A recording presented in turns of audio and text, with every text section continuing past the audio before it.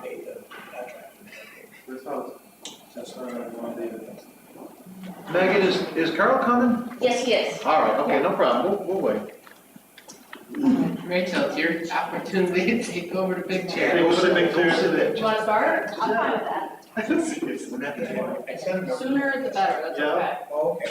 So I think there's a policy, That's okay. that's what he said to me, because I'm gonna call him and find out if we pay MHA or. It is budget time, so, you know, we can do all kinds of, Well, we gotta go. get rid of Carl, move Rachel. Huh? Oh my God, okay. That's what I thought. You got spared. There you go. Oh, poor Rachel, we're gonna let her sit there. We got Rachel take over. We have a budget.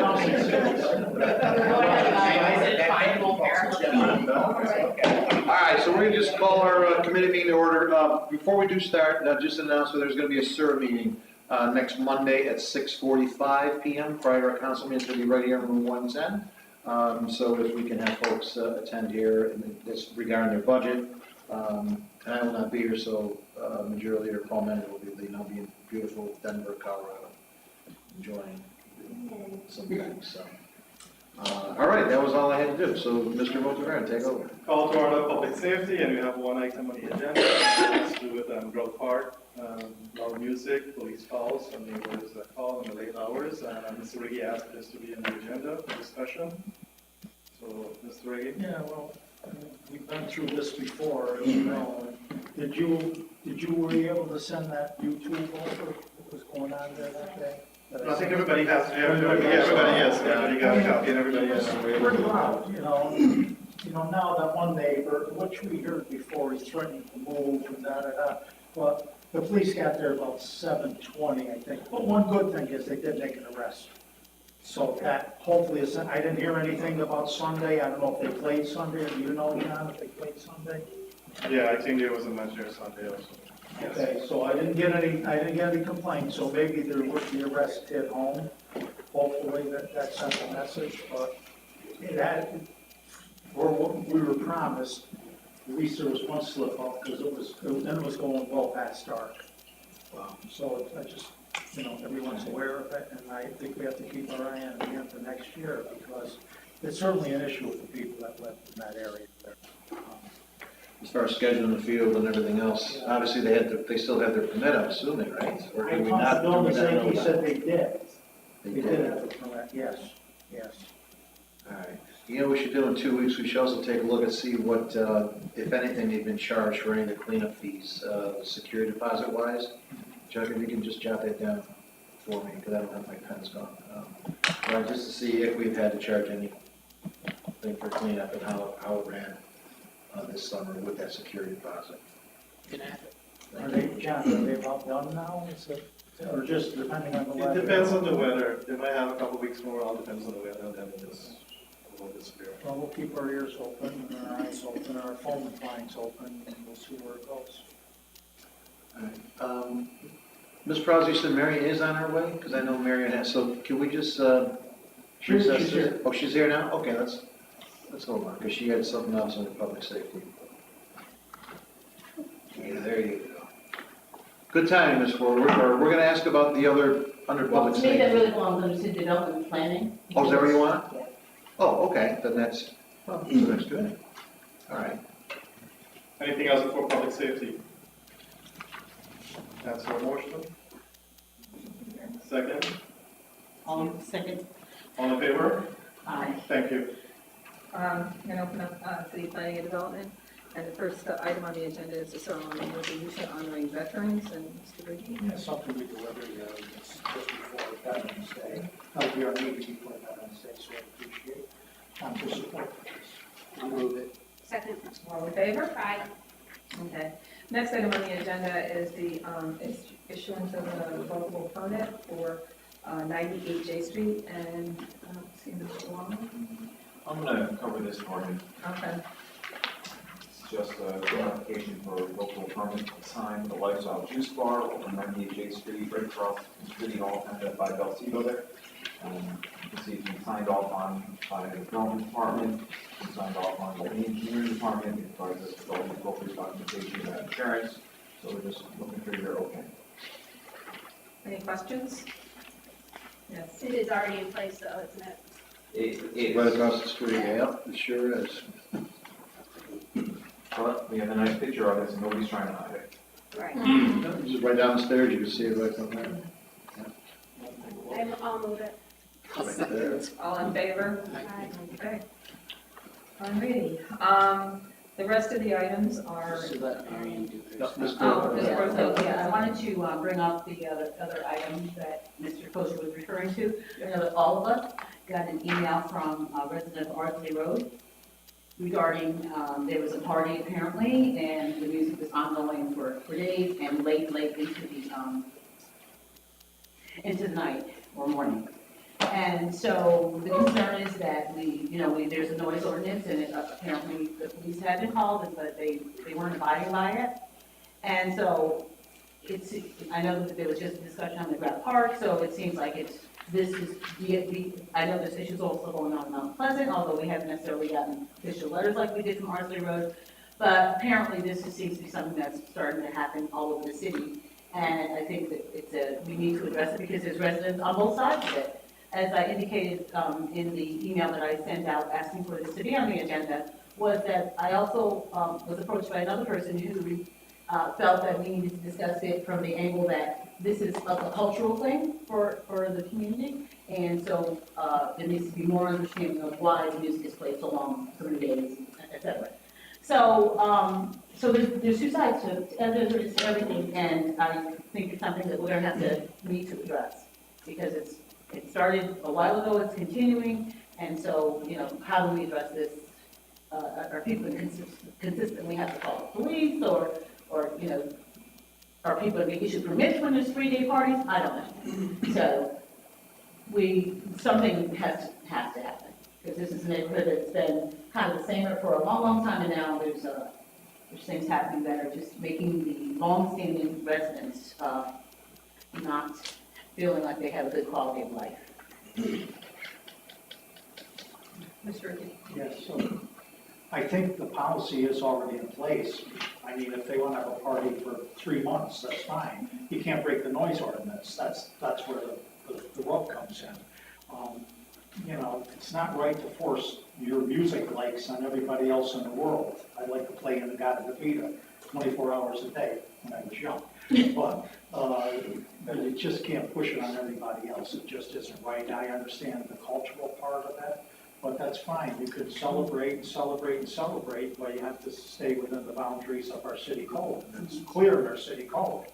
The police unfortunately can't get to, to prioritize, and that's one of the problems, I think. They can't get to these fast enough, but certainly within, when it's a long duration event, you would hope that they can get to these events. But I encourage everybody to call it in, even if they don't see an officer come right away, they have to call it in. And that way the address is locked in too. So it shows up on the screen that they had 5 calls, 6 calls to this one address. And sometimes they do get addressed right away, but you're right, Mr. Porterfield, that I've had complaints about Michigan, I think, in that area there, that there's some things that went on there with loud music for quite a while. So, again, it's respect for neighbors is the way I look at it, and I think we just have to keep enforcing our city code. So, I guess that's all we can do, but I mean, if we continue to get complaints, I don't know what we're gonna do, but I think it's certainly something we need to be paying a lot of attention to. I realize that we're not in charge of, policing, but, it's affecting people's quality of life, and, that's one of the major issues that we consistently talk about. So it's not just about litter and light and everything. This, for people, affects their quality of life. So I will say that, thank you for bringing up Grant Park. They did address it, so I think in Grant Park, I think if we can have more people call, I think you're absolutely correct, get it on the radar, especially if there's something like that going, if there's loud music or whatever. I did talk to a constituent from Ardsley Road, and he just went over there and told them to turn it down. And they didn't, but it was off by like 11:30, so. And I think it's 11 o'clock, it's supposed to be on for 10. No, There is no. no time. Weekends. They say, Well, somebody's saying there's no time limit over there. I don't think there's a time. Yeah, There's there's a a time. Won't matter. Yeah. There's a time, but there's still a decibel Decibel. level thing that Yeah. keep things under, so, at any time of day. So that comes into play too. Do we have decibel, I thought we had Yes. decibel meters, Yes. we have, so we have. Okay. Mr. Feltico, you were to say something, Carl? Oh, I'm just listening. Oh, there you go. Okay. Sleep deprived as a baby. So, Go ahead. so if this continually happens, are people issued fines? I don't know what happens if you're continuing to call to residents. Is that part of what happens? Well, that's one of the things I was gonna mention, when we reorganized the tickets like the police asked, there is a fine associated with this. So we really do need people to call in when there's issues like this. Not only will the police eventually show up as their calls dictate, but it also puts it in the DDAC system as an issue. Our corporation counsel and the lawyers in the department have done an excellent job being aggressive on these things. And we just need the judges to do their part as well. So it's a multi-pronged approach, and I think everybody's trying to do their best to do this. And that's really, we really need people to turn these things in, unfortunately.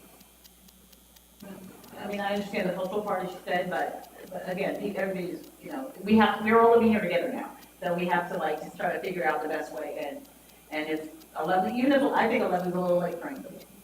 I So, think that's the weekend, though, I think, maybe it is, and I'm not sure, I thought it was on the weekend to 11 o'clock. because some But people, again, if people are obeying the noise ordinance, Then it it doesn't- really isn't yeah. a problem, I don't Right. think, how that can be a problem. Yeah. Because it's, the decibel level isn't all that high. Especially with the bass. That's what happens, and that's a tough thing, because bass response, it just shakes things, it vibrates things. So even if it doesn't sound like it's loud, maybe to them, but the bass response really vibrates everything. When I was, just a quick story, when I used to date my wife, her father had a bar on Fifth Avenue, and we used to sit in her living room. And it wasn't that the music was loud, but I used to play a game and I could identify what song it was by the bass line in the song, because the wall was shaking. Name that tune in 2 notes. That's right. I remember these things. so I just wanted to bring that forward, because as I said, we all got the email, and, But I think encouraging police response, because, again, with the streamlining of tickets, there was an event that happened not far from me this past summer, and the police showed up fairly quickly. It wasn't that I called, somebody else did. They issued a ticket, and guess what? The music shut right down real quick. It got real low real quick once they issued the appearance ticket. So that happened. The Ground Park, I think they actually made an arrest. I Yeah, that's don't know what the what reason they was. said. They took somebody away and they spent a few hours in jail. So that must have been a little different situation. Maybe something else fell on that person. Maybe they had an outstanding warrant. I don't know. But it does work. The system's in place, but we have to call. That's what I see. For construction, it's 9 PM, but for sound reproduction, it's 11 PM It's to 11. 6 AM. so that's music, no? Yes, radio, television, Yeah. phonograph, Yeah. drum, That's gotta be musical updated. instrument, Yeah, I think so. sound Could I amplifier. have 8 tracks in there maybe? Maybe it's time to take another look at that. And as you know, the police have the authority, if they're called back, I believe, to confiscate the offending equipment. Yeah. I don't know if that's ever happened, but that's another option. I think it has happened once or twice where they took the stereo equipment. Yeah. They do have different rules for discos, just so you know. It's really dangerous. Okay. Anything else to come in the open session? We need to go into executive I'm session. gonna call the order of claims first. Okay, Yes, all right, why don't you call, I'll recess. I make a motion to recess city development plans. Second. Right, All in favor? Okay. thank you. Call to order claims. We have a claim Moore versus City of Schenectady. It's a personal injury claim. So I'll call for a motion to go into executive session, and we'll also, Ms. Wilzonis will reconvene city development planning for the contracted property sales. So a motion to go into Make a executive motion. session by Ms. Brazo, second by Ms. Porterfield, all in favor? Executive session. Can I get reasons why again? I'm sorry. Yeah. I know I ask this every time. But can I get a reason? Well, they said it, yeah, for a claim and obviously Yeah, Marion. other stuff, but what about?